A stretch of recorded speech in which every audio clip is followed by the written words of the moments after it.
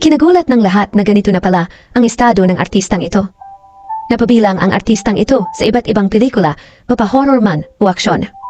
Napanood siya sa Batang Quiapo sa action teleserye ni Coco kamakailan. Bilang isang tauhan ng isang sindikato at ito rin ang kaniyang huling proyekto. Tinulungan ito ni Coco upang maitaguyod ang pamilya dahil sa kahirapan ng buhay. Ngayon, hindi na siya napapanood at nawala na ang kaniyang karakter sa Batang Quiapo. Ngunit hindi ito tumitigil mangarap at patuloy pa rin ang kaniyang pagsisikap upang mabuhay. Si Raul Dilo ay isang aktor kung saan siya ang pinakamatangkad na tao sa bansa. Kadalasan, ang kaniyang role ay sa mga horror films bilang maligno o kapre dahil sa kakaibang tangkad na mayroon ito. Ibinahagi ni Raul na wala nang kumukuha sa kaniya sa industriya, kung kaya't nagbanat ito ng buto at nagtinda ng lugaw. Nagkasakit raw siya at hindi na kinaya pang mamalengke at magluto, kung kaya't pinalitan niya ito ng longganisa.